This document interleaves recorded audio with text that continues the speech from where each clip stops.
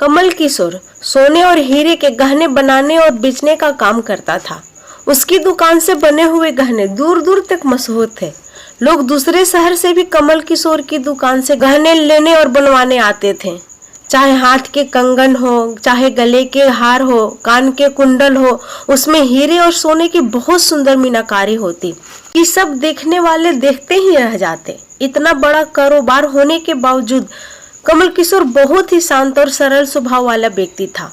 उसको इस माया का रंग इतना नहीं चढ़ा हुआ था। एक दिन कमल किशोर का कोई दोस्त उनकी दुकान पर आया, जो कि अपनी पत्नी सहित वृंदावन धाम से होकर वापस आ रहा था।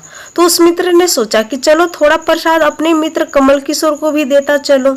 उसकी दुकान पर जब वो पहुंचा तब कमल किशोर का एक कारीगर सोने और हीरे जड़ित बहुत सुंदर हार बनाकर कमल किशोर को देने के लिए आया था।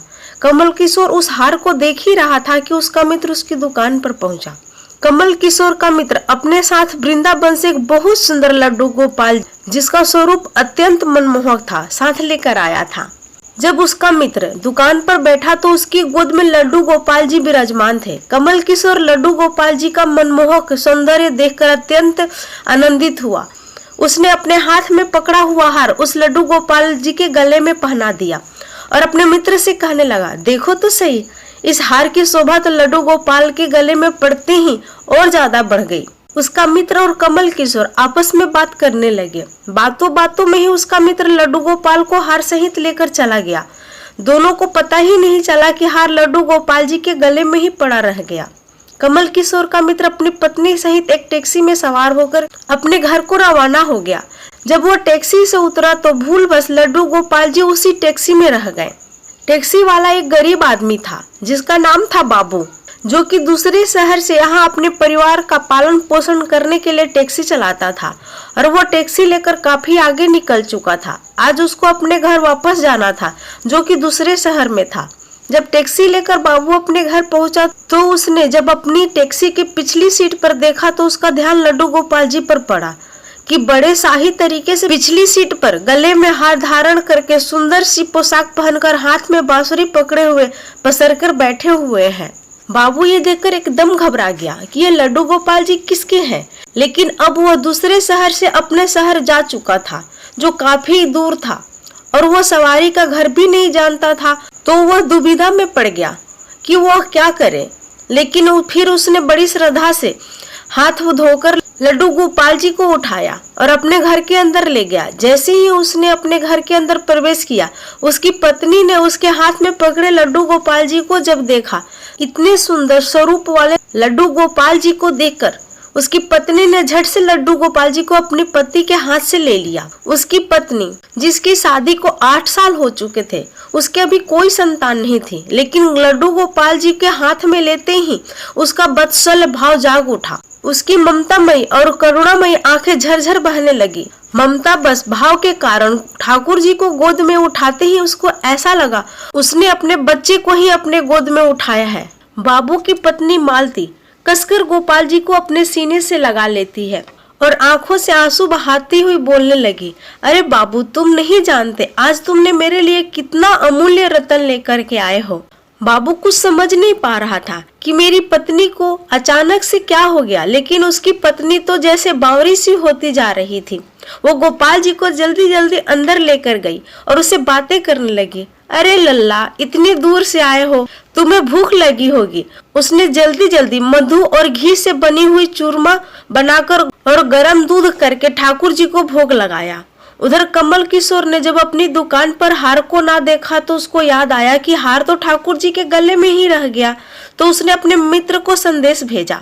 तो मित्र ने आगे से जवाब दिया, अरे मित्र, वो माखन चोर और चित चोर हार सहित तो खुद ही चोरी हो गया। मैं तो खुद इतना परेशान हूँ।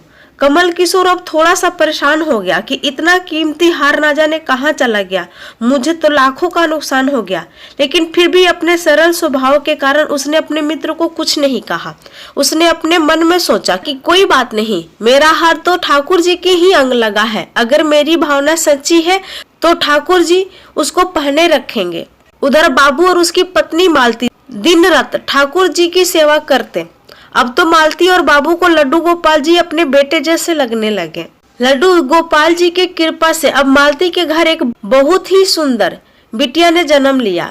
इन सब बातों का श्रेय वो लड्डू गोपाल जी को देती और कहती, ये हमारा बेटा है और अब हमारी बेटी हुई है, अब हमारा परिवार पूरा हो गया।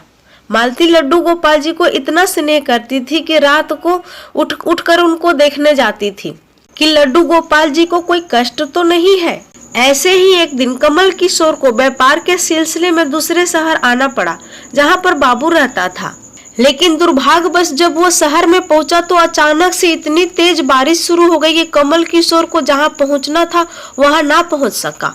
और तब वहाँ बाबू अपनी टैक्सी लेकर आ गया और उसने परेशान कमल किशोर से पूछा, बाबूजी आप यहाँ क्यों खड़े हैं? बारिश तो रुकने वाली नहीं है, सारे शहर में पानी भरा हुआ है, आप अपनी मंजिल तक नहीं पहुँच पाओगे और ना ही कहीं रुक पाओगे। मेरा घर पास ही है, अगर आप चाहो तो मेरे घर आ सकते हो। कमल किशोर जिसके पास सोने और हीरे के काफी गहने थे, वो अनजान टैक्सी वाले के साथ जाने के लिए थोड़ा सा घबरा रहा था, लेकिन उसके पास कोई चारा भी तो नहीं था और वो बाबू के घर उसके साथ टैक्सी में बैठकर चला गया। घर पहुंचते ही बाबू ने मालती को आवाज दी कि आज हमारे घर में मेहमान आए हैं, उनके लिए खाना बनाओ। कमल किशोर ने देखा कि बाबू का घर बहुत छोटा सा है लेकिन व्यवस्थित ढंग से सजाया हुआ है।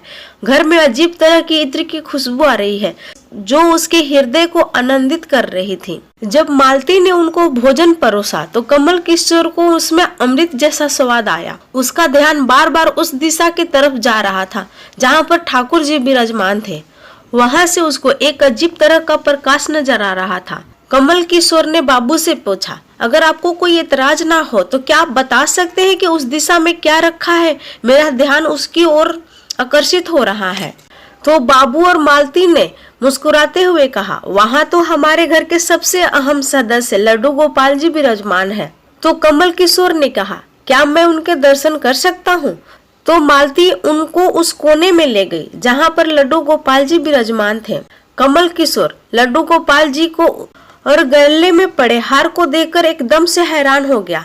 ये तो वही लड्डू गोपाल है और ये वही हार है जो मैंने अपने मित्र के लड्डू गोपाल जी को डाला था। कमल किशोर ने बड़ी विनम्रता से पूछा कि यह लड्डू गोपाल जी आप कहाँ से लाए?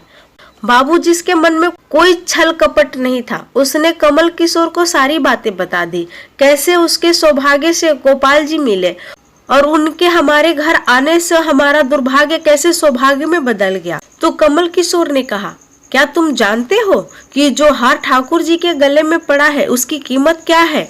तो बाबू और मालती ने बड़ी विनम्रता से हाथ जोड़कर कहा, जो चीज हमारे लड्डू गोपाल जी के अंग लग गई, हम उसका मूल्य नहीं जानना चाहते और हमारे लल्ला के सामने किसी चीज किसी हार का कोई मोल नहीं। तो कमल किशोर एकदम चुप हो गया और उसने मन में सोचा कि चलो अच्छा है, मेरा हार ठाकुर जी ने अपने अंग लगा रखा है।